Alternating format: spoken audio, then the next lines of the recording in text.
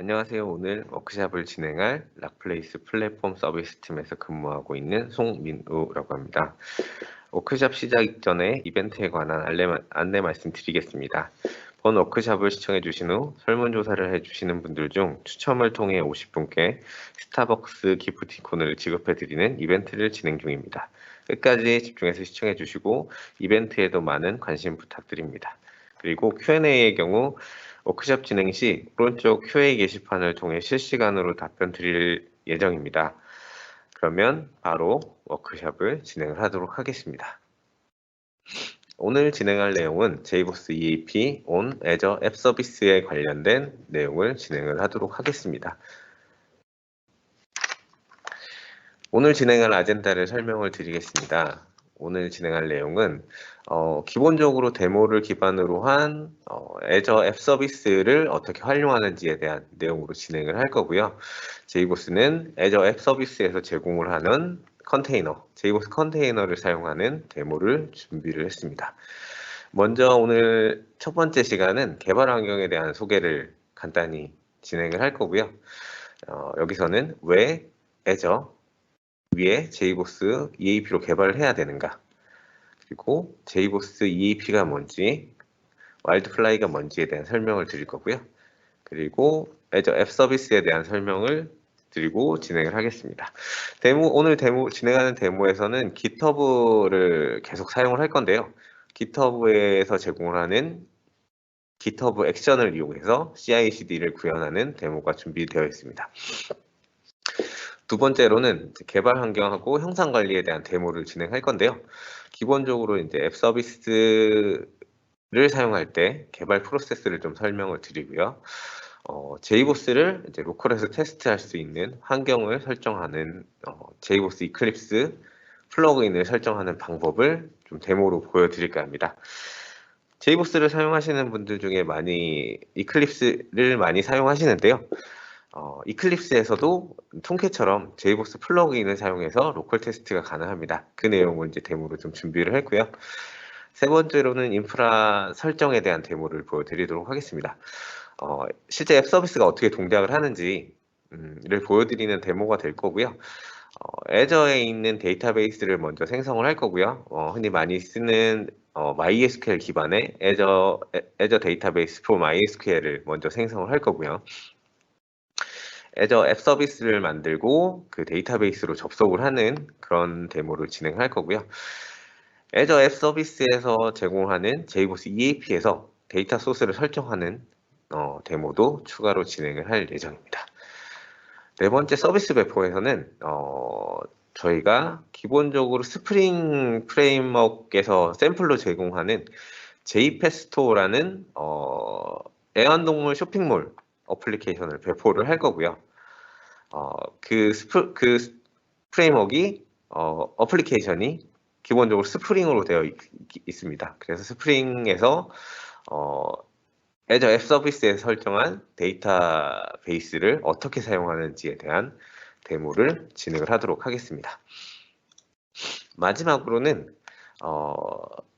데브옵스 배포 전략을 좀 설명을 드릴 건데요. 기본적으로 이제 데브옵스 그 앱 서비스 자체가 이제 데브옵스의 개념이 좀 들어가 있기 때문에 그 데브옵스 배포 전략 중에 블루그린 배포 그리고 카나리 배포에 대한 설명을 조금 드리고 이 블루그린 배포와 카나리 배포에 대한 데모를 보여드릴까 합니다. 먼저 개발 환경 소개를 진행을 하도록 하겠습니다. 왜 JBoss 또는 애저 앱 서비스로 개발을 해야 하는가라는 에 대한 내용을 담고 있고요.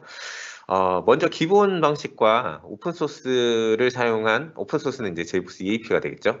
애저 방식을 사용해야 되는가라는 주제로 기존 방식과 이제 애저를 사용하는 방식을 좀 비교 설명을 했습니다. 먼저 우리가 어플리케이션을 하나 개발을 한다라고 생각을 했을 때 먼저 개발자 PC가 준비가 되겠죠.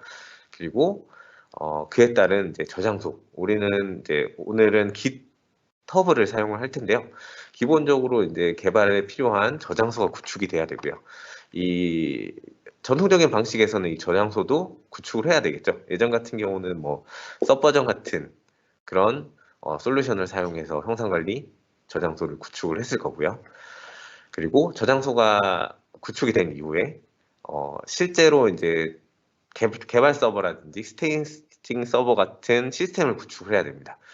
여기서도 일단 비용과 소요 시간이 발생을 하게 되고요. 이후에 실운영 서버를 구축을 하게 되는 것도 마찬가지로 비용 소모가 발생을 하게 됩니다. 그리고 실제 시스템이 다 구축된 이후에 뭐 저희가 오늘 데모로 사용할 제이보스라든지 스프링 부트 아니면 톰캣 같은 실제 와스 미드웨어를 구축하는 미드웨어 소프트웨어를 구축하는 것도 비용이 들게 되죠. 뭐 실제로 제이보스를 구매를 한다든지 엔지니어를 불러서 설치를 한다든지 이런 것도 다 실제 비용이 되는 거고요. 이후에 이제 기타 소요 비용이 또 들게 됩니다. 뭐 네트워크를 연결한다든지 방화벽 정책을 적용을 한다든지 도메인을 구매를 해서 연결을 한다든지 그 인증서를 구매를 한다든지 뭐 이런 내용이 될 거고요. 그리고 뭐 이전 시스템 같은 거를 폐기한다 아니면 재할당을 한다든지 등등의 여러 가지 기회비용이 발생을 하게 됩니다. 그리고 추가적으로 또 발생할 수 있는 부분이 부서 간의 협조라든지 서로 뭐 다른 부서에서 협조를 할 수 있는 거고요. 그리고 저희가 구축한 뭐 시스템 하드웨어가 불량일 때 교체하는 시간이라든지 뭐 서버를 우리 쪽에 자원 할당을 요청한다든지에 대한 여러 가지 비용이 발생을 할 수 있겠죠. 그리고 마지막으로 이제 기본적인 이제 배포 방식에 대한 얘기를 좀 할 건데요. 예전 전통적인 방식은 보통 빅뱅 배포 방식이라고 해서 전체 서비스를 내리고 배포를 하는 그런 방식의 배포를 진행을 했었습니다. 그렇게 되면 이제 서비스 다운타임이 발생할 수가 있고요. 혹시나 새로운 버전에 배포가 된 새로운 버전에서 오류가 발생했을 때 다시 롤백하는 시간이 상당히 오래 걸리게 됩니다. 뭐 아래 그림은 간단히 이런 내용을 그냥 비용이 발생을 한다라는 측면에서 이제 간단히 그려놓은 내용이라고 보시면 될 것 같고요. 반면에 Azure 앱 서비스를 사용할 때의 내용을 좀 설명을 드리도록 하겠습니다. 일단은 기본적으로 이제 소프트웨어 구매에 대한 내용이 빠지게 되겠죠. 앱 서비스에는 JBoss EAP에 대한 컨테이너를 제공을 하고 있고요. JBoss EAP 같은 경우는 자바 이 풀스펙에서 가장 쉽게 접근할 수 있는 오픈소스 와스가 됩니다. 그래서 기업 환경에 맞게 성능과 안정성을 보강한 그런 오픈소스고요. 레드햇이라는 기술 지원 조직을 가진 오픈소스 와스라고 보시면 될 것 같습니다. 반면에 이제 그 이전 방식과 반면에 Azure 앱 서비스를 사용할 경우에는 개발자 PC만 준비가 된다고 하면 모든 상황이 완료가 된 거죠. 개발자 PC에 이클립스, Git과 같은 솔루션만 깔려 있으면 Azure 인프라를 통해서 쉽게 어플리케이션을 배포할 수 있는 그런 간단한 방식을 만들 수가 있습니다. Azure 앱 서비스는 GitHub를 통해서 손쉬운 자동화를 만드는데요. CI/CD라고 얘기를 하죠. 예전 같은 경우는 이제 젠킨스 같은 CI/CD 툴을 사용을 했는데요. Azure를 사용할 경우 GitHub를 연결해서 GitHub 액션에서 제공을 하는 CI/CD 워크플로우를 이용을 해서 쉽게 사용을 할 수가 있습니다. 오늘 보여드릴 데모에서는 이 GitHub 액션을 통한 CI/CD 워크플로우를 좀 보여드릴까 하고요. 두 번째로는 Azure에서 필요한 소프트웨어를 선택하면 인프라를 쉽게 설치를 할 수 있습니다. 이 소프트웨어는 위에서 말씀드린 JBoss EAP가 되겠죠. 저희 쪽에서 이제 오늘 보여드릴 내용은 JBoss EAP 그리고 뭐 시간이 된다고 하면 톰캣과 스프링 부트도 보여드리도록 하겠습니다. 여기까지 이제 다 구축이 된다고 하면 Azure로 이제 테스트를 집중할 수 있는 그런 환경이 모두 완성이 됩니다. 그리고 마지막으로 이제 DevOps 관련된 강점을 하나 더 설명을 드리겠는데요. 기존 이제 빅뱅 방식을 사용해서 배포 방식이 되게 무겁고 롤백도 불편하다고 하면 애저 앱 서비스를 사용을 하게 되면 무중단 배포도 가능하고요. 롤링 배포를 통한 무중단 배포가 가능하고요. 기본적인 뭐 블루그린 배포라든지 카나리 배포를 통한 대복수 배포 전략을 사용할 수 있다는 장점도 있을 수가 있습니다. 오늘 데모를 진행할 부분 중에 뭐 크게 많은 부분을 진행하진 않을 거지만 제이보스 EAF에 대한 내용을 조금 설명을 드리도록 하겠습니다. 대표적인 오픈소스 미들웨어 와스가 될 거고요. 레드사에서 제공하는 오픈소스 웹 어플리케이션 서버가 되겠습니다. 자바가 1996년 처음 릴리즈가 1.0이 릴리즈가 됐고요. 1998년부터 자바 2라는 스펙이 나오게 됩니다. 그리고 현재는 자바 2 8 스펙까지 지원을 하고 있고요. JSR 366이라는 명칭으로 자바 2 8 스펙을 지원하고 있고, 제이보스는 현재 제이보스 자바 2 8 스펙을 전체를 지원하는 오픈소스 미들웨어로 잘 알려져 있습니다. 이 스펙 중에는 많이 사용하는 JSP 서블릿 컨테이너가 포함이 되어 있고요. 인베디드 웹서버를 담당하고 있는 언더토우, 최신 버전 제이보스 7 버전에는 언더토우라는 인베디드 웹서버가 포함되어 있고요. 이전 버전인 제이보스 EAP 6 이전 버전에는 톰캣이 인베디드 웹서버로 사용이 되었습니다. 그리고 캐시, 인피니스팬 기반의 캐시, 그리고 J그룹을 사용하는 클러스터링, 트랜잭션, 메시징, EJB, RESTful 웹 서비스 같은 것들에 대한 스펙을 지원을 하고 있습니다. 톰캣의 경우는 자바 2 스펙에서 JSP 서블릿 컨테이너만 구현을 하고 있기 때문에 보통 자바 2 기반으로 하는 와스라고 얘기를 하지 않고요. 톰캣은 서블릿 JSP 컨테이너라는 얘기를 많이 하고 있습니다. 제이보스와 차이점이라고 보시면 될 것 같고요. 현재 자바 2는 명칭이 자카르타 2로 변경이 됐습니다. 오라클에서 이클립스 재단으로 관리의 주체가 변경된 거고요. 자카르타 2는 이클립스 재단에서 자바 2 자체를 이제 관리 주체가 변경되면서 자바 2는 이제 오라클 자체에서 라이센스를 그대로 가지고 있어서 이 이름을 앞으로는 어떤 걸로 사용을 해야 될지라고 해서 투표를 해서 자카르타 2로 선정을 해서 이제 자카르타 2로 불리게 되는 부분이고요. 제이보스 7.3부터는 자카르타 2와 자바 2를 동시에 지원을 하고 있습니다. 제이보스 7.4부터는 자카르타 2 스펙이 전체로 지원을 하고 있고요. 커뮤니티 버전인 와일드플라이와 차이점은, 와일드플라이는 기본적으로 그 기능을 위한 사용자 경험 버전이라고 보면, 제이보스 EAP 같은 경우는 와일드플라이의 특정 버전, 업스트림 버전을 대상으로 해서 기업이 안정적으로 사용할 수 있게 만들어 놓은 기업 버전이라고 보시면 될 것 같습니다. 오늘 주제가 될 애저 앱 서비스를 또 설명을 드리겠습니다. MS 클라우드 컴퓨팅 플랫폼 중에 하나의 기능이고요. 마이크로소프트에서 제공하는 클라우드 컴퓨팅 플랫폼 인프라스트럭처 서비스 내부에서 파스 영역을 담당하고 있는 그런 서비스라고 보시면 될 것 같습니다. 애저 앱 서비스는 기본적으로 웹앱이라든지 모바일 앱, API 앱 등을 빠르게 클라우드 환경으로 배포할 수 있는 그런 서비스라고 보시면 될 것 같고요. 기본적으로 제공하는 모듈은 애저 앱 서비스에는 이제 코드라는 얘기를 사용을 하고 있습니다. 코드는 기본적으로 이제 컨테이너의 템플릿 정도로 이해를 하시면 될 것 같고요. 그 템플릿은 Node.js, 뭐 .NET, ASP.NET, 그리고 파이썬, 자바, PHP를 제공을 하고 있고요.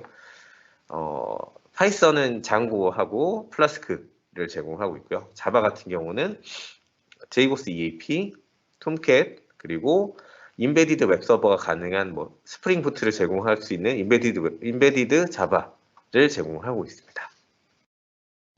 이 앱 서비스를 사용을 하게 되면 개발자는 소스 코드 개발에만 집중할 수가 있고요. 나머지는 애저 인프라에서 모든 것을 제공을 해주고 있고, 개발자들은 뭐 네트워크라든지 스토리지라든지 이런 인프라적인 부분들을 아무것도 신경을 쓰지 않아도 된다라는 그런 컨셉으로 제공을 하고 있습니다. 애저는 앱 서비스 이외에도 전통적인 VM 환경이라든지 뭐 데이터베이스 환경 그리고 사스 환경도 제공을 하고 있습니다. 오늘 데모에서 사용될 Git 부분을 또 소개를 시켜드리겠습니다. Git은 리눅스 커널을 만든 리누스 토발드가 개발한 분산형 버전 관리 시스템이고요. 기존에는 서버전 같은 걸 많이 썼잖아요. 서버전, 뭐 머큐리얼 이런 그 소스 버전 관리 시스템을 많이 썼는데 최근에는 이제 Git이 거의 이 버전 관리 시스템을 거의 통일했다라고 보시면 될 것 같습니다. Git은 로컬 레포지토리를 제공하고 있습니다. 그래서 실제로 로컬에서 레포지토리를 만들고 인터넷이 되지 않는 오프라인 환경에서도 충분히 개발이 가능하고요. 이후에 인터넷이 연결되었을 때 원격 저장소로 업데이트를 할 수 있는 그런 장점이 있습니다. GitHub는 기본적으로 Git을 제공하는 무료 서비스 저장소, Git 서비스 저장소라고 보시면 될 것 같고요. HTTPS, SSH 등을 지원을 해서 쉽게 소스를 푸시를 하죠. 커밋하고 푸시할 수 있는 그런 기능들을 제공을 하고 있습니다. 그리고 오늘 CI/CD 데모에서 보여드릴 GitHub 액션을 제공을 하고 있습니다. GitHub 액션 같은 경우는 GitHub 자체에서 워크플로우를 파이프라인 같은 워크플로우를 지정을 하고 실제 빌드부터 시작해서 배포까지 파이프라인 형태로 자동화를 만들어내는 그런 기능들을 제공을 하고 있습니다. GitHub는 2018년에 MS에서 인수가 됐고요. 이 얘기는 아무래도 애저 앱 서비스와 궁합이 좀 잘 맞는다라고 보시면 좀 편하게 생각하실 수 있을 것 같고요. 두 번째로는 개발 환경 형성 관리에 대한 내용을 데모를 보여드리도록 하겠습니다. 오늘 데모를 보여드릴 개발 프로세스는 아래에 나온 프로세스를 좀 진행을 할까 합니다. GitHub 레포지터리에서 소스를 다운로드하고요. 다운로드한다는 얘기는 Git 클론을 한다는 얘기고요. Git 클론이라는 명령어로 실제 로컬, 내가 개발하고자 하는 PC에 개발되어 있는 어플리케이션 소스를 다운로드 받는 내용이고요. 오늘 진행할 데모에 사용할 소스는 아까 말씀드렸듯이 스프링에서 제공하는 jpesto라는 스프링 마이바티스를 이용한 쇼핑몰을 배포를 한번 해볼까 합니다. 그리고 다운로드한 소스 코드를 로컬에서 JBoss하는 데모를 또 보여드릴 거고요. 이 부분은 JBoss에서 제공하는 그 JBoss 툴이라는 이클립스 플러그인을 사용해서 로컬에서 쉽게 JBoss를 이용해서 테스트할 수 있는 부분들을 보여드리도록 하겠습니다.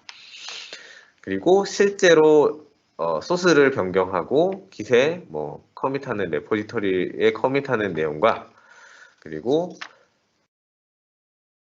Git 로컬 레포지터리에 있는 코드를 다시 GitHub에 푸시하는 내용 등 이런 내용들을 조금 보여드릴까 하고요. 그리고 실제로 이제 변경되어 있는 소스 코드를 이용해서 애저 앱 서비스에 있는 JBoss 리소스를 생성을 하고 애저 앱 서비스에서 JPEG 스토어 쇼핑몰을 동작하는 그런 내용들을 보여드릴 거고요. 그리고 GitHub에서는 워크플로우 스크립트를 앱 서비스에서 업로드를 하게 됩니다. GitHub 레포지터리에 그 워크플로우 스크립트가 업로드가 되면 GitHub에서는 GitHub 액션을 일으키면서 실제 메이븐 인스톨을 진행을 하게 되고요. 메이븐 인스톨은 메이븐 빌드를 해서 와르 패키지를 만드는 그런 과정이 되겠고요. 이후에 와르 패키지가 완성이 되면 JBoss 컨테이너로 디플로이하는 그런 과정에 대한 프로세스를 진행하게 됩니다. 이번 데모는 이클립스의 제이보스 플러그인을 사용하는 데모를 보여드리도록 하겠습니다. 이클립스는 개발자들에게 가장 사랑받는 개발 툴로 윈도우, 리눅스, 맥OS에 상관없이 사용할 수 있는 아주 편리한 개발 툴입니다. 이클립스는 자바뿐 아니라 자바 EE, C, C++, 파이썬, PHP 같은 다양한 언어의 개발 환경을 제공을 해주고 있습니다.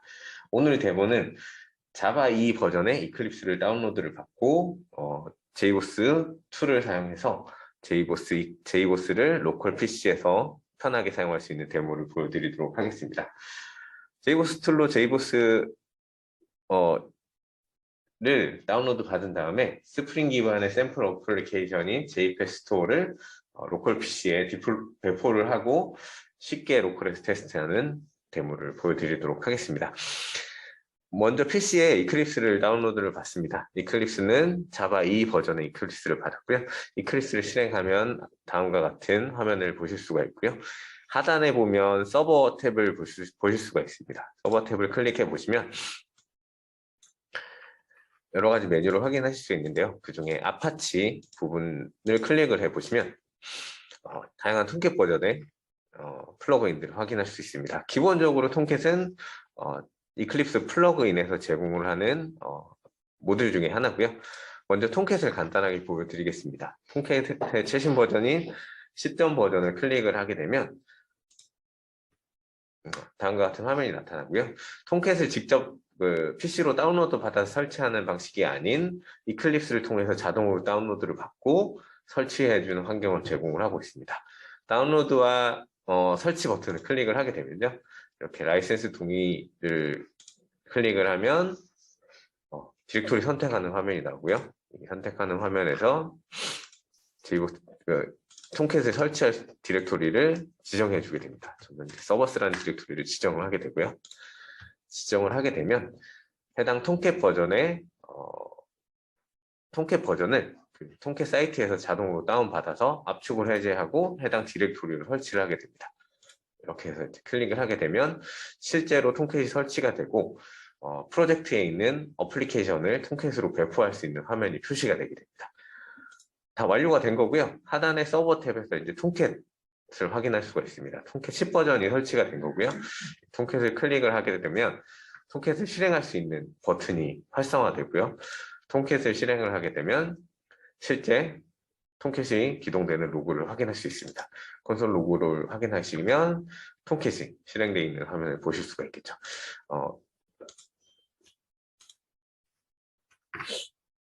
톰캣이 실행되고 나면 브라우저를 띄워서 실제로 톰캣이 정상적으로 구동되어 있는지를 확인하게 됩니다. 톰캣 같은 경우는 기본 포트를 8080 포트를 사용하고 있습니다. 지금은 어플리케이션이 아무것도 디플로이 되어 있지 않기 때문에 404 페이지가 뜨는 거고요.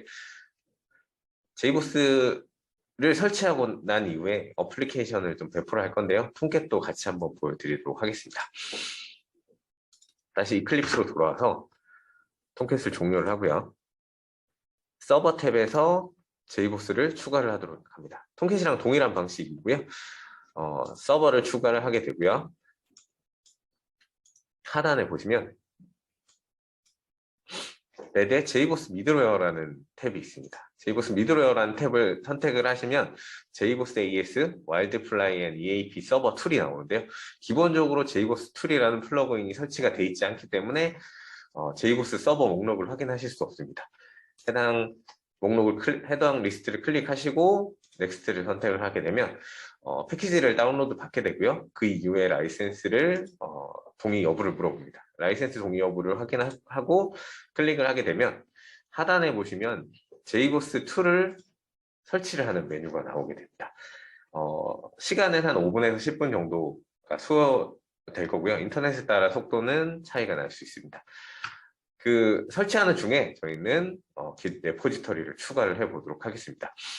제가 2가지 정도의 깃 레포지터리를 추가했습니다. 나중에 배포 전략에서 보여드릴 블루그린 어플리케이션을 추가를 했고요. 이 블루그린 어플리케이션은 단순한 웹 어플리케이션입니다.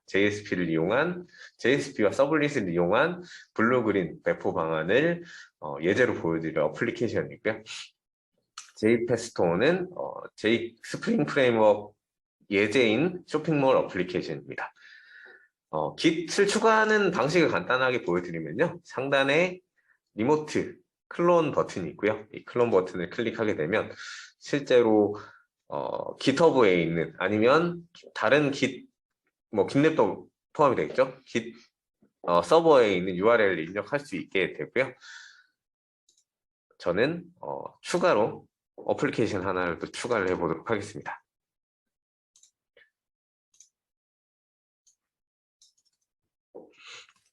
github.com에 보시면 블루그린 스프링 부트라는 어플리케이션이고요. 이거는 블루그린 배포를 스프링 부트로 만들어 놓은 어플리케이션입니다.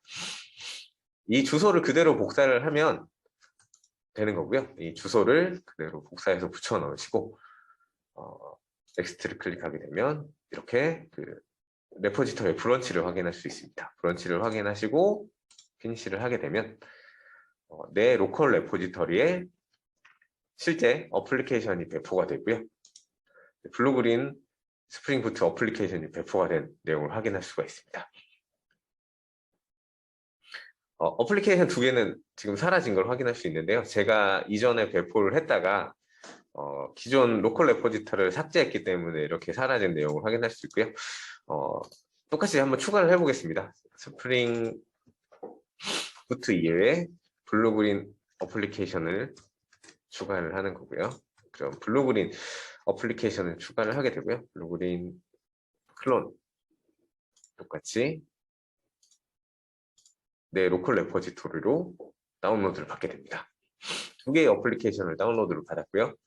마지막으로 JPEG 스토어라는 어플리케이션을 다운로드를 받겠습니다.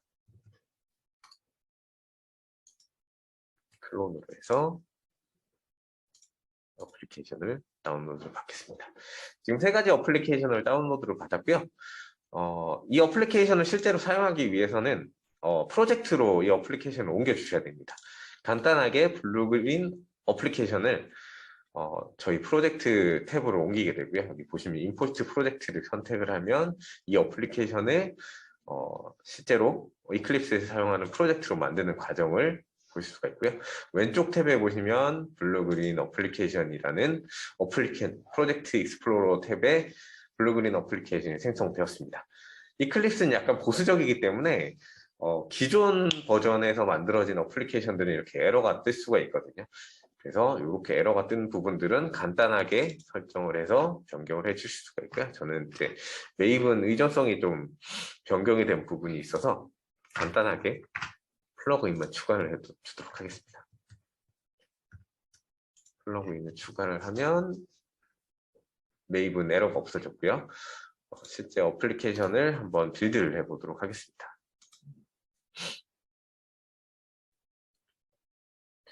이클립스에서 이제 메이븐 빌드를 하는 과정이고요. 이렇게 이클립스에서 메이븐 빌드가 성공하게 되면 타겟 디렉토리에 실제 어플리케이션 이름으로 해서 웹 어플리케이션 아카이브 파일, 와르 파일이 생성이 되고요. 이 와르 파일로 실제 서비스를 할 수 있는 그런 어플리케이션이 됩니다. 추가로 이 어플리케이션을 톰캣에 한번 디플로이를 해보도록 하겠습니다. 톰캣 서버를 클릭을 하시고요. 마우스를 클릭을 하시고 Add and Remove라는 탭을 클릭을 하게 됩니다. 그렇게 되면 실제 프로젝트에 있는 어플리케이션이 뜨게 되고요. 이 어플리케이션을 다시 톰캣으로 이동시켜주면 실제로 톰캣에서 로컬 톰캣에서 실행할 수 있는 그런 과정이 나타나게 됩니다. 이건 아까 설치하던 JBoss 2를 설치하는 과정이고요. 인스톨을 계속해서 설치를 하도록 하겠습니다. 블루그린 어플리케이션을 계속해서 톰캣을 배포를 하게 되고요. 이클립스 JBoss 2를 설치를 하게 되면 이클립스를 한번 재기동을 해야 되거든요. 그래서 재기동을 한번 하겠습니다. 재기동을 한 다음에 톰캣에서 블루그린 어플리케이션이 어떻게 동작하는지를 보여드리도록 하겠습니다. 이클립스를 재기동하겠습니다. 이클립스가 재기동이 되면 다시 한번 서버 탭으로 들어가 보시면 와일드플라이, JBoss 커뮤니티, JBoss AS 이런 부분이 추가되어 있는 부분들을 확인하실 수가 있습니다. 레드의 JBoss 미드웨어 탭을 들어가시면 JBoss 4점대부터 JBoss EAP 4점대부터 최신 버전인 7점대까지 JBoss가 목록을 확인할 수가 있고요.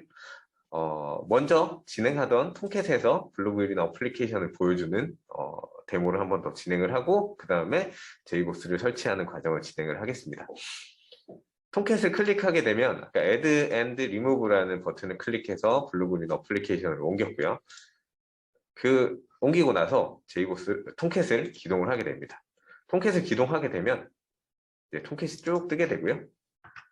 톰캣에서 블루그린이라는 어플리케이션이 배포되는 내용을 확인할 수가 있습니다. 브라우저를 통해서 접속을 해보도록 하겠습니다. 로컬호스트 8080 블루그린이라는 어플리케이션을 접속하면 최초에 접속을 하게 되면 화이트 앱이라는 어플리케이션이 뜨게 되고요. 이 화이트 앱은 가장 최초의 마스터 브런치를 사용하는 화이트 앱으로 만들어놨습니다. 실제 블루그린 어플리케이션이 배포가 된 내용을 확인할 수가 있고요. JBoss도 동일하게 세팅을 하시면 됩니다. 다시 돌아와서 톰캣을 기동을 중지를 하고요. JBoss와 톰캣은 포트가 기본적으로 같은 포트를 사용하기 때문에 동시에 두 개를 띄우지는 못하고요. 설정을 조금 변경해서 두 개를 쓰시려면 기동을 하셔야 됩니다. JBoss를 추가하는 부분을 좀 보여드리도록 하겠습니다. JBoss를 추가하는 서버를 탭을 클릭을 하고요. JBoss 커뮤니티 버전은 JBoss AS 3점대부터 JBoss AS 7점대까지가 있고요. JBoss AS라는 제품은 JBoss 커뮤니티 버전이고요. JBoss 8점대부터 와일드플라이로 이름이 명칭이 변경이 되었습니다. JBoss EAP와 JBoss 커뮤니티 버전과의 혼돈을 피하기 위해서 와일드플라이라는 이름으로 변경이 됐고요. 와일드플라이도 최신 버전이 24버전까지 나와 있습니다. 그리고 JBoss는 저희가 사용할 7.3 버전을 설치를 하도록 하겠습니다. JBoss EAP 제품을 설치를 하기 위해서는 레드햇의 아이디와 비밀번호가 필요합니다. 레드햇의 이제 크레덴셜 정보가 필요한데요. 레드햇의 크레덴셜 정보가 없으신 분들은 와일드플라이로 설치를 하시면 되시고요. 7.3과 매핑이 되는 버전은 와일드플라이 18 버전으로 보시면 될 것 같고요. 일단 먼저 와일드플라이 설치를 보여드리도록 하겠습니다. 와일드플라이 18 버전을 클릭을 하시고 다음을 누르시고요. 서버는 물론 로컬에 설치를 하는 거고요. 그리고 여기 보시면 아까 톰캣처럼 다운로드 앤드 인스톨이라는 버튼이 있습니다. 자바는 1.8 버전을 사용할 거고 다운로드 앤 인스톨 버전을 클릭을 하시면 자동으로 이클립스에서 와일드플라이를 다운로드를 받고 설치를 하도록 합니다. 혹시나 와일드플라이나 JBoss를 따로 다운로드 받으신 분들은 압축을 해제를 하시고 홈 디렉토리만 설정해 주시면 그대로 사용하실 수가 있고요. 오늘 데모에서는 다운로드 받는 버전으로 설명을 드리도록 하겠습니다. 다운로드 앤드 인스톨 버전을 클릭을 하게 되고요. 와일드플라이는 18 버전에 두 개의 버전이 있습니다. 18.00 버전과 18.01 버전이 있고요. 18.00 버전을 클릭하고 다음 그리고 라이센스 동의를 하시면 자동으로 와일드플라이를 다운로드 받고 인스톨 폴더로 다운로드를 하게 됩니다. 브라우저는 제가 인스톨 디렉토리는 아까 톰캣과 동일한 위치에 설정을 하도록 하겠습니다. 설치를 하고요.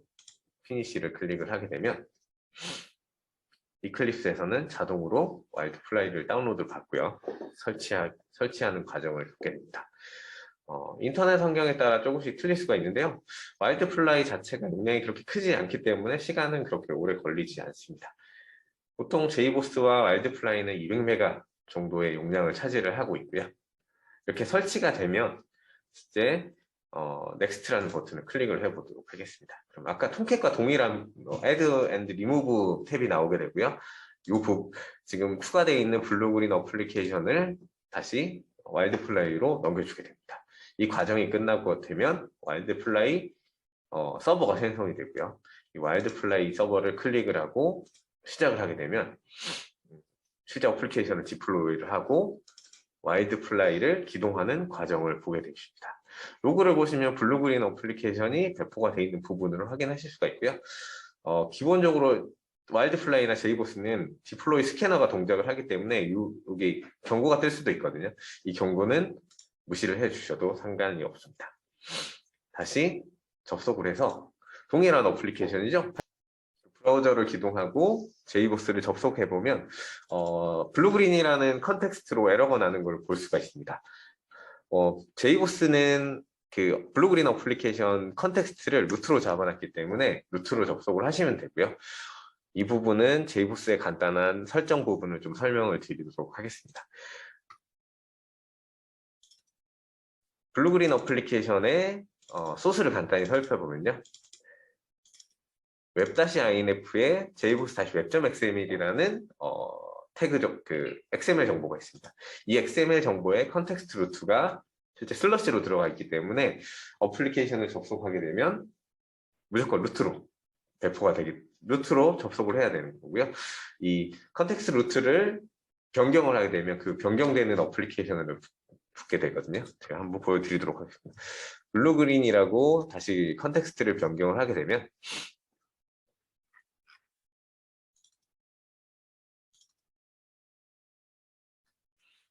변경을 하고 제이보스를 내렸다 올리고 와일드플라이를 한번 내렸다 올리도록 하겠습니다.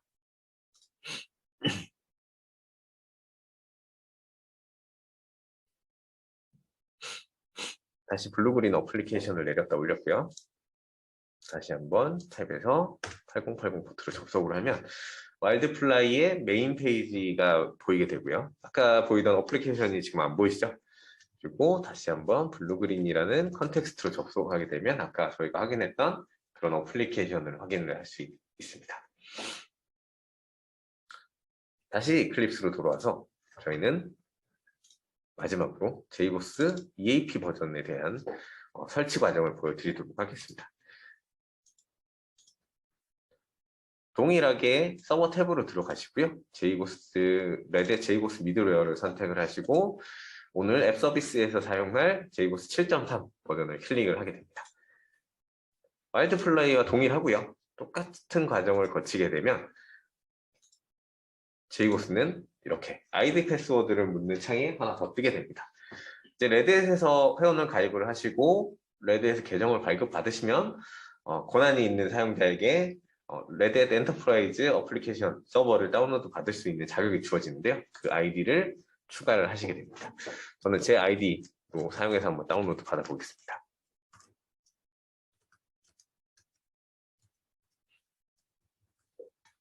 이렇게 레드햇 계정을 입력하게 되면 이제 이클립스 마스터 패스워드 묻는 거고요. 이거는 그냥 넘어가도 되고요. 이렇게 아이디 패스워드를 입력하게 되면 크레덴셜, 아이디와 패스워드 정보를 확인한 다음에 이렇게 라이센스 묻는 창이 또 뜨게 되고요. 라이센스 동의를 하게 되면 이런 식으로 실제 설치할 디렉토리 그리고 다운로드 받는 디렉토리가 생성이 되고요. 최종적으로 피니시를 하면 와일드플라이와 동일하게 제이보스 엔터프라이즈 어플리케이션 서버를 다운로드 받으실 수 있습니다. 다운로드 받는 과정이고요. 이렇게 제이보스 EAP 7.3이 받아져 있는 것을 확인할 수가 있습니다. 피니시를 하고요. 그러면 총 3개의 서버가 이 이클립스에 설치가 됐고요. 이 이클립스 플러그인을 통해서 저희는 톰캣, 와일드플라이, 제이보스 EAP 서버를 디플로이 했습니다. 제이보스 EAP에서도 어플리케이션을 한번 디플로이하는 과정을 보여드리도록 하겠습니다. 똑같이 서버 탭을 클릭을 하고 Add and Remove 그리고 실제 어플리케이션이 있는 부분들을 제이보스 EAP로 넘겨주시면 되고요. 이후에 제이보스를 클릭을 하게 되면 제이보스 EAP가 뜨는 과정을 볼 수가 있고요. 이 부분들은 무시하시면 되시고요. 보시면 이제 제이보스 EAP라는 서버가 뜬 거고요. 다시 한번 어플리케이션을 접속을 해보도록 하겠습니다. 그러면 블루그린 어플리케이션이 정상적으로 동작하는 부분들을 보실 수가 있게 됩니다. 어플리케이션을 하나 더 보여드릴 건데요. 저희는 JPS토어라는 쇼핑몰 어플리케이션을 먼저 보여드리겠습니다. 앱 서비스에서 먼저 보여드리기 전에 이 어플리케이션이 어떻게 생겼는지는 로컬에서 한번 보여드리고요. 블루그린 JPESTO라는 어플리케이션을 다시 프로젝트로 이동을 하도록 하겠습니다.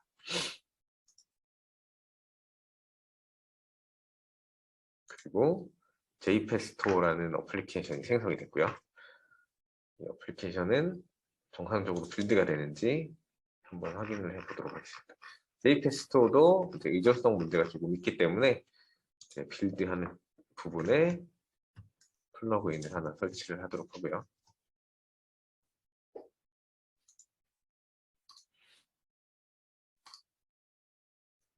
A분을 클릭하고 빌드를 해보도록 하겠습니다.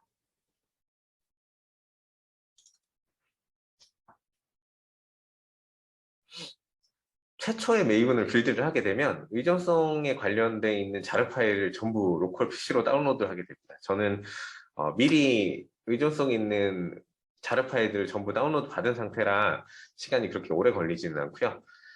최초에 그 빌드를 하게 되면 의존성 있는 자료 개수만큼의 시간이 걸리게 되고요. 이렇게 메이븐으로 빌드를 하게 되면 또 JPESTO라는 어플리케이션이 생성이 되게 됩니다. 타겟을 보게 되시면 JPESTO 와르라는 어플리케이션이 또 생성이 됐고요. 이 어플리케이션을 JBoss로 디플로이를 해보도록 하겠습니다. 마찬가지로 Add and Remove에서 JPESTO라는 어플리케이션이 새로 생긴 걸 확인하실 수가 있고요. 이 어플리케이션을 다시 옮겨보도록 하겠습니다.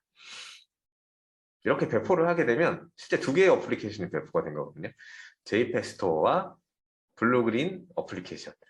JPESTO 같은 경우는 소스를 좀 보여드리면 XML을 좀 보여드리도록 하겠습니다. 기존에 사용하던 JBoss web.xml을 보여드리면 여기도 JPESTO라고 해서 컨텍스트가 잡혀 있는 걸 확인하실 수가 있고요. JBoss를 기동을 하게 되면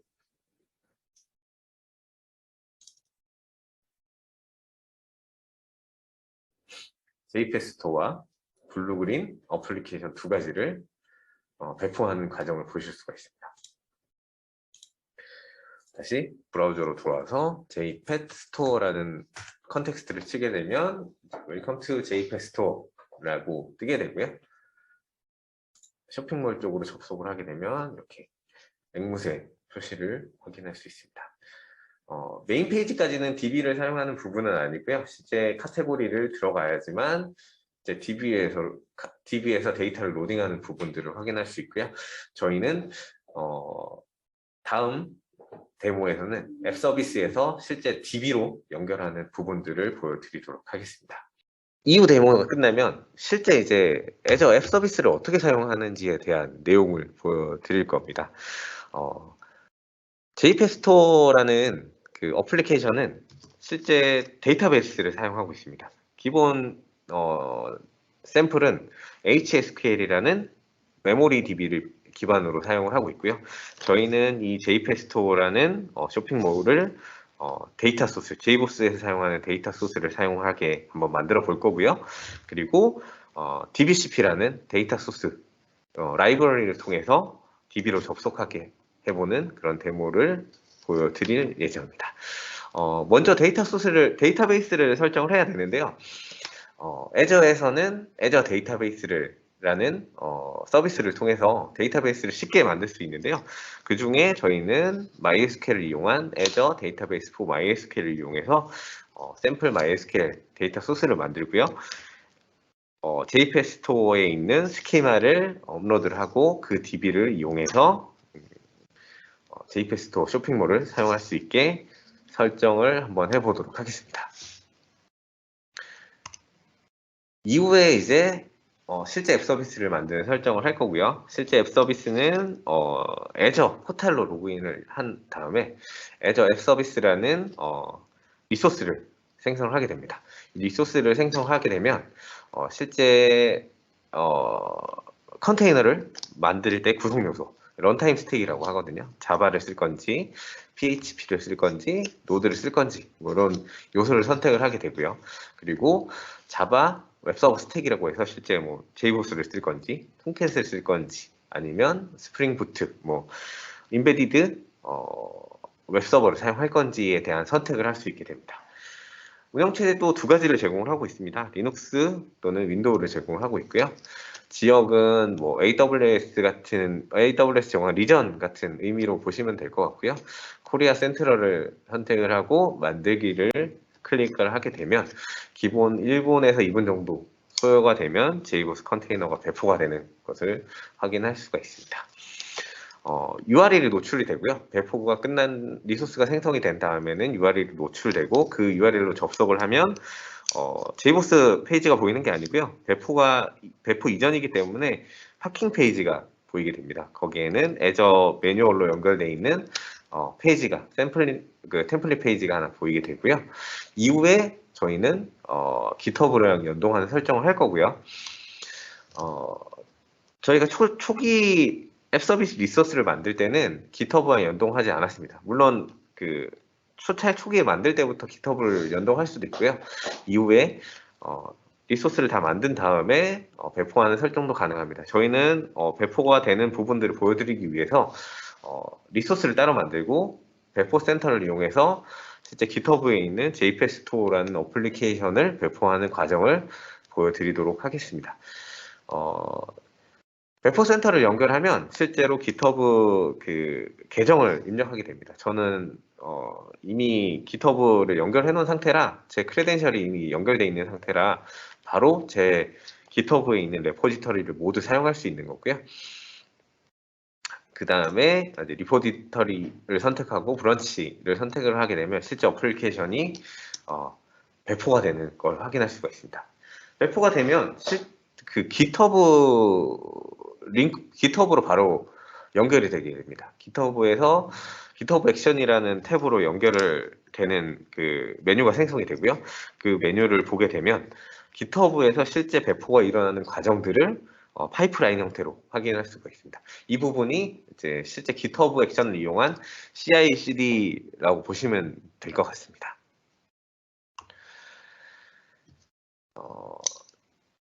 저희가 생성한 어플리케이션은 기본적으로 메모리DB를 사용하는 패스토어를 먼저 배포를 했습니다. 이후에 이제 두 가지 정도를 더 보여드릴 텐데요.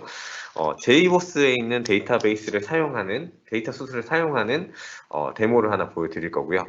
그 데이터베이스를 사용하기 위한 제이보스의 사정 작업을 하는 내용입니다. 제이보스를 조금 해보신 분들은 금방 이해가 되실 겁니다. 제이보스 CLI라는 CLI 스크립트를 이용해서 제이보스의 데이터 소스를 생성하는 부분이고요. 앱 서비스를 만들게 되면 FTP를 이용해서 실제 컨테이너 안으로 소스를 업로드를 할 수가 있습니다.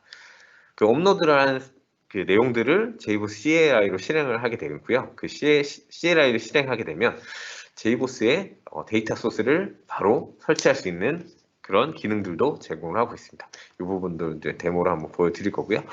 이외에 스프링 설정을 통해서 데이터 소스를 직접적으로 액세스할 수 있는 방법을 또 보여드릴 텐데요. 그거는 이제 아파치의 DBCP를 사용한 아파치에서 제공하는 DBCP라는 데이터 소스 모듈을 라이브러리를 이용한 방법을 또 보여드릴 예정입니다. 오늘 처음 보여드리는 것 같은데요. 애저 포탈의 화면을 보여드리도록 하겠습니다. 애저 포탈로 접속하게 되면 실제로 애저에서 다루고 있는 여러 가지 서비스들을 확인할 수가 있고요. 저희는 맨 앞에 보이는 앱 서비스와 그리고 MySQL 데이터베이스를 사용을 할 겁니다. 먼저 데이터베이스를 먼저 만들 거고요. 리소스 만들기에서 데이터베이스 그리고 Azure Database for MySQL이라는 서비스로 MySQL 데이터베이스를 만들 겁니다. 생성을 하게 되고요. 저희 데모에서는 그냥 단일 서버만 사용을 할 거고요. 서버 만들기를 보시면 기본적으로 이제 구독이라는 게 있습니다. 저희가 쓰는 요금제 같은 거를 말하는 거고요. 리소스 그룹 같은 경우는 저희가 만드는 서비스를 그룹으로 묶을 건지, 저희는 새로운 리소스 그룹으로 만들고요. 그리고 데모라는 리소스 그룹을 만들도록 하겠습니다. 실제 데모라는 리소스 그룹에 DB도 포함시킬 거고 앱 서비스도 포함시킬 예정입니다. 데이터베이스는 먼저 서버 이름을 선택을 해야 됩니다. 저희는 펫스토어 DB 데모라는 DB를 만들 거고요. 이렇게 서버 이름을 넣게 되면 실제 Azure 데이터베이스 for MySQL에서 다른 사용자들이 이 이름으로 사용하는지에 대한 의존성을 검사를 하게 됩니다. 검사가 끝날 경우에는 정상적으로 사용할 수 있다는 메시지가 뜨게 되고요. 위치는 리전이라고 보시면 될 것 같고요. 한국 중부를 선택을 하도록 하겠습니다. 버전은 8점대, 버전은 크게 상관없고요. 8점대를 선택을 하도록 하고 관리자 이름을 jpetstore, 비밀번호는 추가로 설정을 하도록 하겠습니다. 이렇게 다 필수 데이터를 입력하게 되면 검토 만들기라는 버튼이 활성화되고요. 검토 만들기를 클릭을 하고 좀 기다리시면 실제로 이 데이터베이스가 만들어지는 과정에 대한 기본 정보가 확인을 하실 수가 있고요. 정상적으로 이제 문제점이 없다라고 했을 때는 만들기 버튼이 활성화됩니다. 만들기 버튼을 클릭하면 실제로 데이터베이스가 하나 만들어지는 거고요. 저희는 이 데이터베이스에 jpetstore에서 사용하는 스키마를 또 입력을 할 겁니다. 데이터베이스가 완성될 때까지 좀 기다릴 거고요. Azure 데이터베이스가 완성이 되면 하단에 리소스로 이동이라는 버튼이 활성화가 됩니다. 리소스로 이동을 하게 되면 실제 데이터베이스 정보가 확인이 되고요. 서버 이름은 아까 테스터 DB 데모라는 이름으로 만들었고요. 뒤에는 실제 앱 서비스에서 Azure에서 제공하는 데이터베이스 주소가 붙어서 나오게 됩니다. 그리고 서버 유저는 jpetstore라고 저희가 설정을 했고요. 그 뒤에 골뱅이 서버 이름으로 붙어서 나오게 되고 실제 데이터베이스 접속할 때는 이 두 가지를 사용하시면 되고요. 비밀번호는 아까 설정하신 걸 기억해 두셨다가 접속을 하시면 됩니다. 그리고 추가적으로 방화벽 작업을 진행을 하도록 하겠습니다. 연결 보안을 클릭을 하시고요. 앱 서비스 방문 허용을 yes로 바꿔주시고요. 클라이언트 주소, 지금 제가 데모를 보여드리는 PC에 IP 주소를 추가를 하게 됩니다. 그리고 SSL 적용은 좀 더 편한 데모를 위해서 사용을 안 함으로 클릭을 하시고 저장을 하게 됩니다. 모든 방화벽 작업이 끝난 거고요.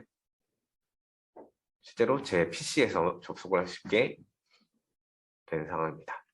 다시 개요로 돌아와서 서버 이름 복사를 하고요. 저희는 복사된 서버 이름을 가지고 DB로 접속해서 스키마를 입력하는 작업을 하겠습니다. 서버 이름을 복사를 아까 했죠. 다시 들어와서 DB를 접속하기 위한 툴을 저는 DB 비버라는 툴을 사용할 거고요. 데이터베이스를 연결하고 MySQL이라는 데이터베이스를 선택을 하고요. 그리고 복사한 주소를 붙여넣습니다. DB는 아직 생성되지 않았기 때문에 빈칸으로 놓아주시면 되고요. 사용자 이름을 복사를 하고요. 그리고 아까 기억해 놓은 패스워드를 입력을 합니다. 그리고 완료를 하게 되면 DB가 정상적으로 연결되면 사용할 데이터베이스를 만들어주고요. jpetstore라는 데이터베이스를 하나 만들어주고요. 캐릭터 셋은 UTF-8로 맞춰주도록 하겠습니다.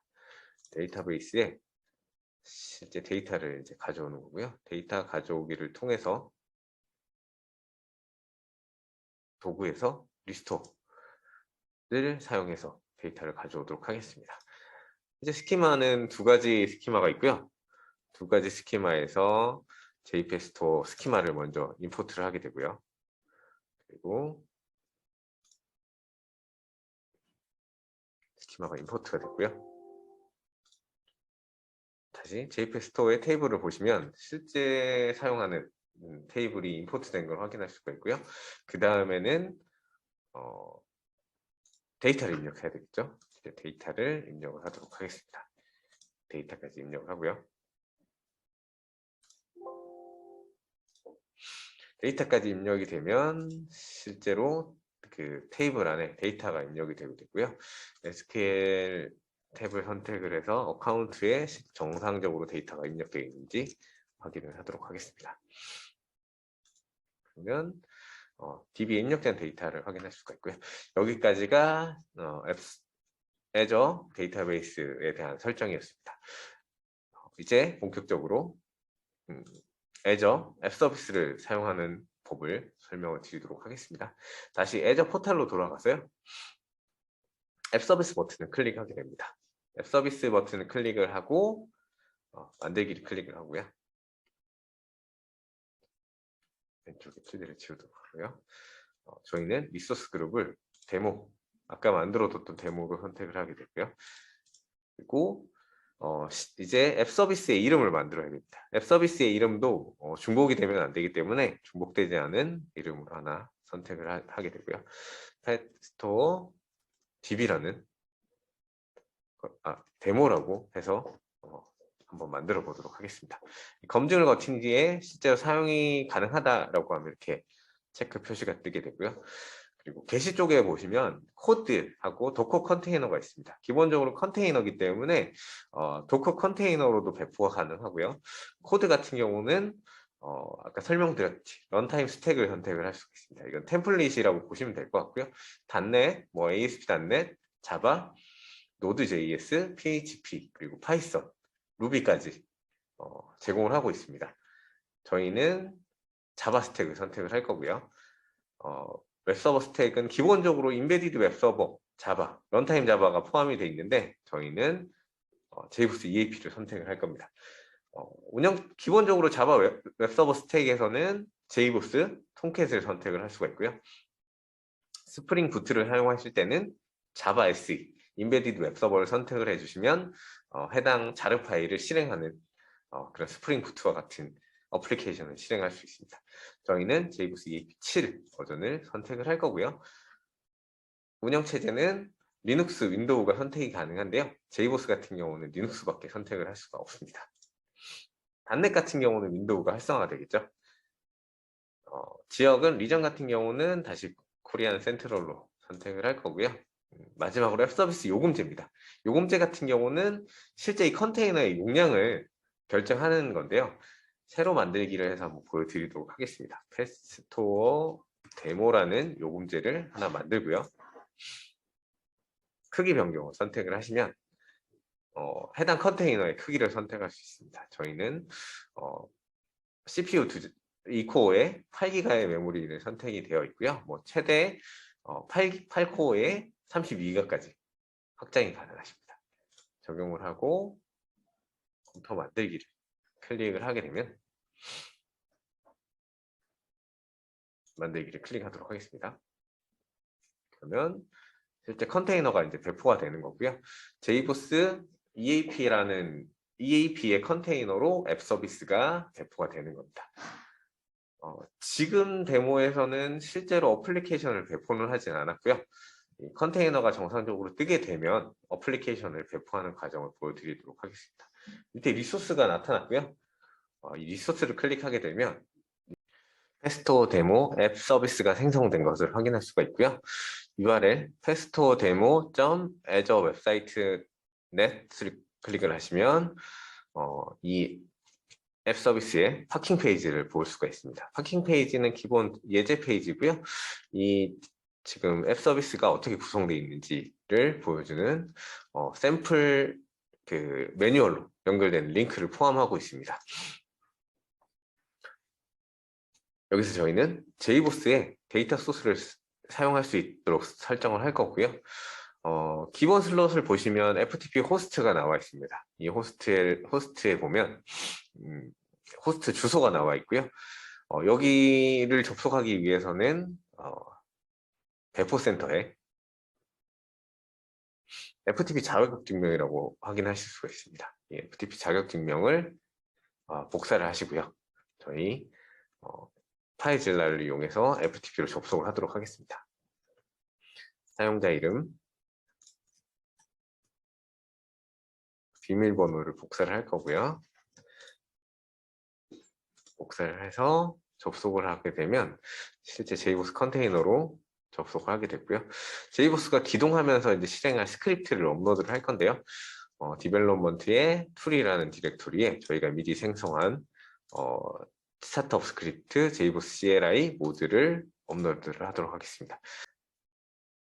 스크립트 파일 업로드 이후에 JBoss에서 기동할 실제 스크립트를 어떻게 구동을 하는지에 대한 내용을 등록하는 내용인데요. 구성으로 이동한 다음에 일반 경로, 일반 설정을 클릭을 하고요. 시작 명령어에 해당 어플리케이션, 스타트업 스크립트를 등록을 해줍니다. 그리고 저장을 클릭을 하고요. 저장을 클릭을 하게 되면 JBoss CLI 스크립트가 기동이 되면서 JBoss의 데이터 소스를 설정을 하게 됩니다. 다시 SSH로 이동을 해서 JBoss에 정상적으로 데이터 소스가 설정되어 있는지 보여드리겠습니다. JBoss는 OTP 밑에 EAP에 설치가 되어 있고요. 그 밑에 JBoss CLI 명령어를 이용해서 CLI로 접속을 해 보도록 하겠습니다. 이렇게 되면 컨테이너에 있는 내부 JBoss를 접속을 하게 되고요. JBoss CLI 명령어를 이용해서 데이터 소스에 저희가 추가한 MySQL TS가 들어있는지를 확인하는 거고요.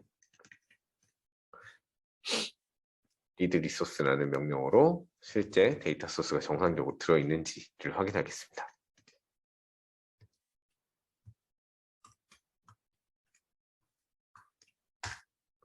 이렇게 하면 정상적으로 데이터 소스가 들어가 있고요. 실제 주소를 보면 testdb라는 db에 접속되어 있는 것을 보실 수가 있습니다.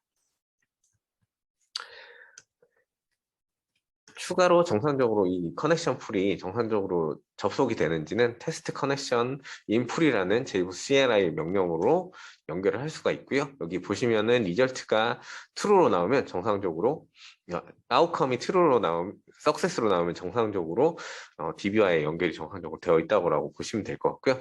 이제 우리 어플리케이션에서는 데이터 소스를 룩업하는 환경 변수만 설정을 하게 되면 될 것 같습니다.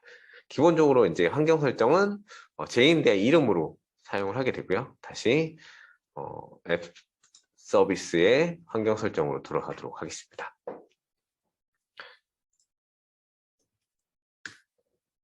GitHub에 있는 소스를 잠시 보여드리도록 하겠습니다. 스프링 소스를 보게 되면 스프링 소스의 어플리케이션 컨텍스트를 보게 되면 JND에 룩업을 할 경우 시스템 프로퍼티에 JND 이름을 찾아오게 되고요. 기본값은 자바의 컴의 env의 JDBC의 mydb라는 기본값이 설정이 되게 됩니다. 물론 환경 변수가 설정이 되어 있지 않다고 하면 기본값을 가져오는 거고요.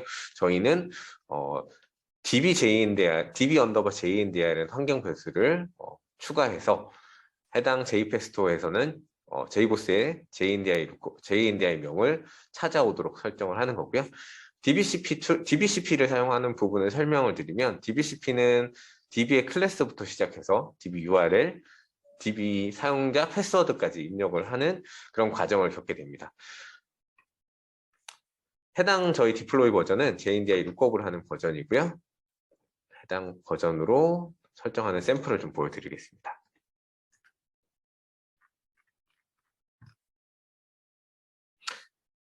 자바 OPT라는 내용으로 해당 JNDI 이름을 룩업을 하면 되는 거고요. 다시 앱 서비스로 돌아와서요. 구성에서 애플리케이션 설정으로 자바 환경 변수를 설정할 수가 있습니다. 이 애플리케이션 설정 같은 경우는 컨테이너 내부의 환경 변수를 설정하는 부분이고요. 환경 변수 값을 이름으로 설정하시고요. 자바 OPTS 그리고 실제 환경 변수 -d는 이제 자바 내부로 환경 변수를 전달하는 명령을 가지게 되고요. 그리고 해당 내용은 실제 저희가 등록했던 그 데이터 소스 이름을 사용하게 됩니다. 데이터 소스 이름은 자바의 JBoss의 MySQL이라는 이름을 쓰게 되고요. 이렇게 설정을 하게 되면 환경 변수가 실제로 업데이트 되고요. 이 환경 변수의 변경 내용은 고급 도구로 가시면 확인이 가능하십니다. 고급 도구로해서 이동하게 되면 이 컨테이너의 내부의 환경 변수를 확인할 수 있는 페이지를 확인할 수도 있고요. 환경을 클릭을 하시면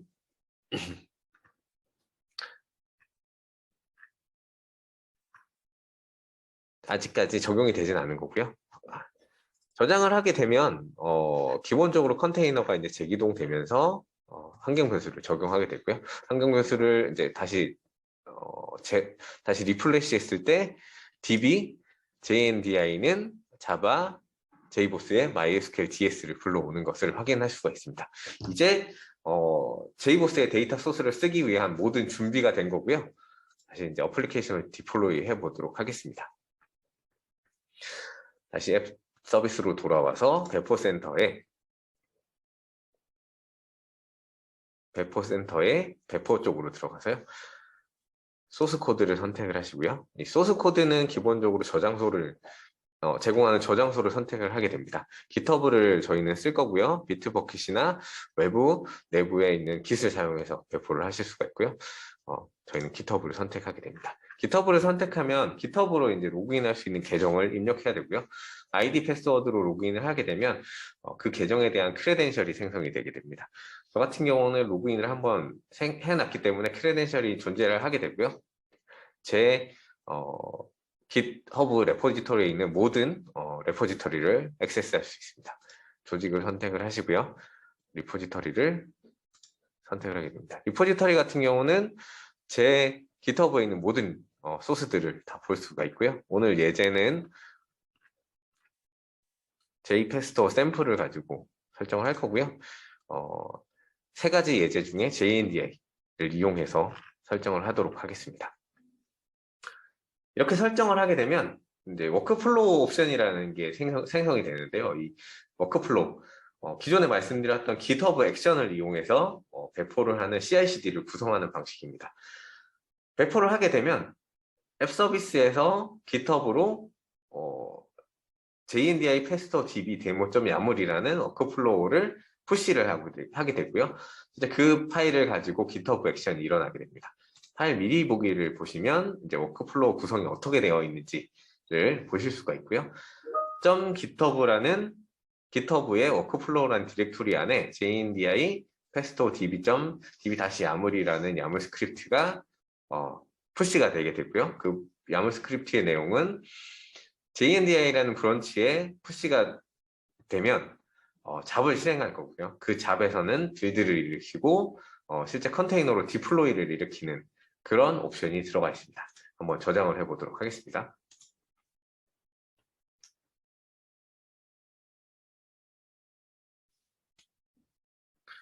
깃을 저장하게 되면 깃에 있는 레포지터리를 저장하게 되면 이렇게 로그 버튼이 활성화됩니다. 이 로그 버튼을 클릭하게 되면 실제로 GitHub와 연결되는 링크가 생성이 되는데요. 이 GitHub 링크를 한번 클릭을 해보도록 하겠습니다. GitHub 링크를 클릭하게 되면 제 GitHub에 있는 레포지토리로 연결이 되고 워크플로우를 통해서 기본적으로 빌드 이후에 디플로이 되는 그런 상황을 모니터링 할 수 있고요. 이 빌드는 메이븐 빌드가 진행이 되고요. 메이븐 클린, 메이븐 인스톨 이후에 와르 파일이 생성됩니다. 그 와르 파일이 생성이 되면 실제 디플로이 단계로 넘어가게 되고요. 디플로이 단계에서는 JBoss 컨테이너로 어플리케이션을 배포하는 그런 단계가 진행이 되겠습니다. 실제 단계별로 모니터링도 가능하고요. 클릭을 해보시면 그 워크플로우 파일 내부에 있는 잡별로 모니터링이 가능합니다. 다시 앱스토어로 넘어가 보도록 하겠습니다. 새로 고침을 클릭하시면 계속 이제 빌드가 일어나게 되고요. 다음 빌드가 일어나게 됩니다. 조금 기다렸다가 실제 배포가 정상적으로 되면 어플리케이션에서 정상적으로 DB 조회가 되는지 확인을 해 보도록 하겠습니다. GitHub 액션에서 빌드와 배포가 끝나게 되면 이렇게 화면을 확인하실 수가 있습니다. 빌드, 디플로이 이렇게 보여지게 되고요. 실제 패스토어 DB에 실제 URL이 노출이 되게 됩니다. 이 URL을 클릭을 하시고요. 클릭을 하시면 JBoss 메인 페이지가 확인이 되고요. 여기서 실제 어플리케이션을 호출해 보도록 하겠습니다. JPS토어 어플리케이션을 로딩하시는 걸 확인하실 수가 있고요. 어플리케이션 실제 카테고리까지 들어가면 JPS토어 DB를 이용한 커넥션을 데이터를 가지고 오는 내용을 확인하실 수가 있습니다. 간단하게 실제 JBoss부터 데이터베이스, JBoss 앱 서비스, 그리고 그 앱 서비스에서 JBoss의 JNDI를 이용한 데이터 소스까지, 데이터 소스를 이용한 데이터를 질의하는 부분까지 보여드렸습니다. 마지막으로는 앱 서비스를 이용해서 데브옵스 배포 전략을 만들 수 있는 방안에 대한 데모를 좀 설명을 드리도록 하겠습니다. 기본적으로 이제 컨테이너에서 사용하는 배포 방안입니다. 롤링 배포라고 해서 9버전의 어플리케이션을 3버전으로 한 대씩 교체하는 배포 전략이고요. 새로운 앱이 정상적으로 기동이 되면 기존의 앱을 하나씩 내리는 방식이 되고요. 그림 같은 경우는 기본적으로 이제 물리적인 환경에서 사용하는 롤링 배포라고 보시면 될 것 같고요. 컨테이너 환경에서는 기본적으로 먼저 새로운 어플리케이션을 띄우고 기존의 버전을 내리게 되고요. 물리적인 방식에서는 하드웨어에 대한 제한이 있기 때문에 기존 버전을 한 대를 내리고 새 버전을 올리는 방식으로 많이 사용을 하게 됩니다. 컨테이너 배포의 기본적인 전략이 될 것 같고요. 두 번째로는 블루그린 배포입니다. 블루라는 거를 이제 9버전이라고 명칭을 하고요. 그린을 3버전으로 명칭을 해서 블루에서 그린 버전으로 일제히 전환하는 배포 방식입니다. 두 버전의 어플리케이션을 동시에 구성해서 풀 테스트를 할 수 있다는 장점이 있고요. 블루에서 실제 서비스하던 어플리케이션들을 그린으로 한 번에 넘기는 그런 방식입니다. 빠른 롤백이 가능하고요. 빠른 롤백이 가능하다는 장점이 있고 운영 환경에는 전혀 영향을 주지 않는다라는 장점이 있습니다. 반면에 시스템 구성에 의해서 자원은 2배 이상 필요하다라는 단점이 있을 수가 있고요. 마지막으로 카나리 배포고요. 9버전에서 새 버전으로 일부 트래픽만 분산을 해서 새로운 버전의 어플리케이션에서 문제가 있는지를 파악하는 그런 내용입니다. 일부 서비스만 트래픽을 넣어보고 혹시나 이 어플리케이션에서 오류가 발생을 하는지 아니면 CPU를 많이 사용하는지 메모리를 많이 사용하는지에 대한 위험성을 판단을 하는 그런 배포 방식입니다. 마지막 데모 시연으로는 데브옵스 배포 전략에 대한 데모를 보여드리도록 하겠습니다. 기본적으로 이제 롤링 배포가 어떻게 일어나는지, 블루 그린 방식의 배포는 어떻게 일어나는지, 그리고 카나리 AB 배포는 어떻게 일어나는지에 대한 내용을 설명을 드리고 데모를 보여드리도록 하겠습니다. 기본적으로 앱 서비스에 제가 블루 그린 앱이라는 어플리케이션을 배포를 했습니다. 그리고 슬롯은 앱, 그린, 블루라는 슬롯을 나눠서 어플리케이션을 생성을 했고요. URL을 보시게 되면 실제 블루그린 앱은 화이트 앱이 떠 있고요. 1.0 버전의 화이트 앱이 기동 중이고요. 그리고 블루 앱 같은 경우는 2.0 버전의 블루 앱이 기동 중입니다. 그리고 그린 앱 같은 경우는 3.0으로 해서 3개의 슬롯으로 기본적으로 나눠져 있고요. 화이트 어플리케이션의 버전을 변경을 해 보도록 하겠습니다. 버전 변경은 GitHub으로 가서 변경을 하게 됐고요. GitHub에서 소스를 2.0으로 변경을 해 보도록 하겠습니다. 실제 앱 버전을 2.0으로 변경을 하고요. 2.0으로 변경을 하고 커밋을 하게 되면 실제 소스가 변경되는 동시에 애저 앱 서비스 배포 센터로 들어와 보시면 배포 센터에서 로그를 확인해 보시면 실제 빌드가 일어나는 걸 볼 수가 있습니다. 바로 빌드가 일어나는 거고요. 이제 빌드가 진행되는 내용을 확인하실 수가 있고요. 빌드가 되고 배포가 되는 과정을 보실 수가 있습니다. 배포되는 과정 중에도 어플리케이션을 1.0 버전을 계속 유지를 할 거고요. 실제 배포가 끝나게 되면 2.0으로 자연스럽게 변경되는 부분들을 확인하실 수 있습니다. 지금은 빌드가 끝났고 디플로이 과정이 들어가는 중입니다. 실제 프로덕션 환경의 스테이징 쪽으로 배포가 들어가는 중이고요. 실제 계속 리플래시를 하면서 어플리케이션의 버전을 확인해 보도록 하겠습니다. 롤링 배포가 일어나는 과정을 좀 보여드리는 거고요. 실제 배포에 대한 버전이 소스에 대한 버전이 변경되었지만 실제 이전 어플리케이션은 계속 유지가 되고 있는 것을 확인할 수가 있고요. 실제 2.0 어플리케이션이 생성되면 중단 없이 2.0으로 넘어가는 것을 확인하실 수가 있습니다. 지금 버전이 2.0으로 변경된 걸 확인하실 수가 있으시죠. 실제 예전 버전의 컨테이너는 내려가고 새로운 버전의 컨테이너, 2.0 버전의 컨테이너가 기동된 현상을 보실 수가 있으십니다.